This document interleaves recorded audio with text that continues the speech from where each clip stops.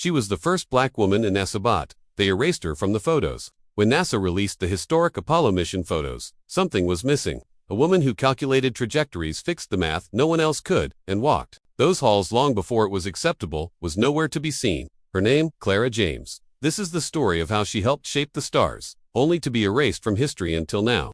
Before we dive in, please support us by subscribe, like and share for more with activating the notification bell. Thank you. Clara James was born in 1929 in rural Alabama, where the color of her skin often determined her future before she could even speak. But Clara was different. By age 6, she could solve math puzzles that baffled adults. Her father, a railroad worker, often said, "My Clara doesn't count stars, she calculates where they'll be." Growing up in a segregated town, Clara had to walk 5 miles past the white school to reach the rundown shack labeled colored education. Despite lacking books and resources, she excelled. Her teacher, Miss Dolores, slipped her college textbooks, whispering, "Don't let this town shrink your mind." Clara won a scholarship to Fisk University, a historically black college, where her talent caught the attention of a visiting professor from MIT. Through sheer determination and grit, she graduated top of her class in mathematics and physics. In 1953, Clara was one of the few black women invited to join a covert government research program, what would later become part of NASA. But once she entered those tightly guarded halls in Langley, Virginia, she was given a small room away from the main operations, labeled colored computers. Her job was to manually calculate flight trajectories. At first, her work was dismissed. Her notes were copied, her name never cited. Clara was the one who recalculated the trajectory of Project Mercury after a major miscalculation nearly scrubbed the mission. Her findings were handed in under a white supervisor's name.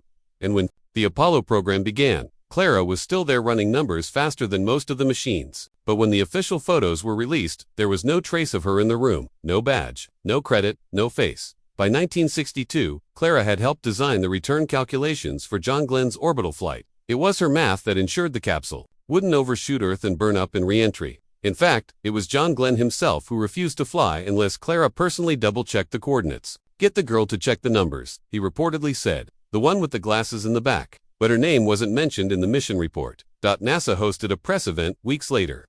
All the engineers were present in suits, smiling, beaming at the camera. Clara stood behind a pillar in the photo, partly visible, but her face was cropped out when the image was published in national papers. She laughed bitterly.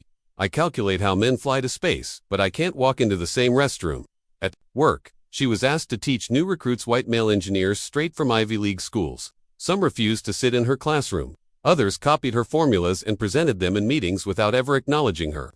Management told her, "You're doing a great job, Miss James, but this is not the time for personal credit." The civil rights movement was exploding outside, but inside NASA's halls, Clara was still expected to drink from a separate water fountain. Her brilliance became an open secret. One engineer said, "She's the ghost in the machine." Every mission that succeeded Clara had her hands in it. Still, she remained invisible. The day the Apollo 11 photos were released to the press, the world saw rows of white men in pressed suits and glowing smiles. America cheered. History was made. But Clara sat in her living room, flipping through the Life magazine spread, searching every corner of every photo. She found herself in one barely. She was in the corner, mid-step, her face turned. In the final printed edition, that section of the image had been cropped entirely. When she confronted her supervisor, he shrugged. "You're not a public-facing asset. This is about image control." It wasn't just erasure, it was intentional. Her daughter, who was 10 at the time, asked, "Why don't they want you in the pictures, Mama?" Clara replied, "Because pictures tell stories and they're not ready to tell mine." She kept every draft, every handwritten calculation, and every memo with her name scratched out in a box labeled, "My Real Resume."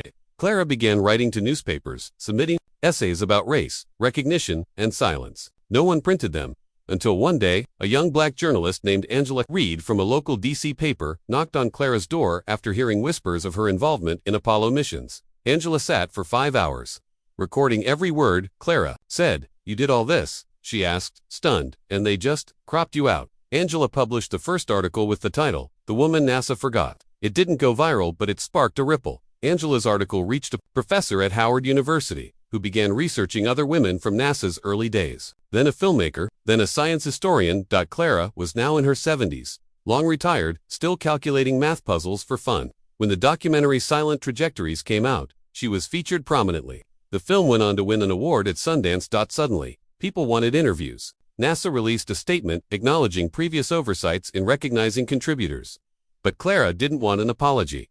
"I don't want a sorry," she said. "I want the truth printed next to the lie." She finally got to speak at a university panel titled Forgotten Voices in STEM. When she walked on stage, she received a standing ovation, but she remained calm, her voice steady. "I was never angry," she told the audience. "I was focused. Anger burns fast. Focus breaks ceilings."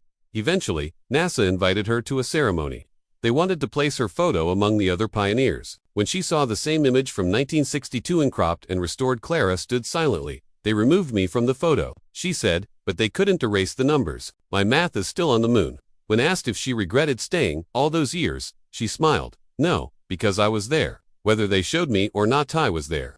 Clara passed away in 2015 at age 86, but her story didn't end there. Her journals were donated to the Smithsonian. Her name was added to the Wall of Honor at the Kennedy Space Center.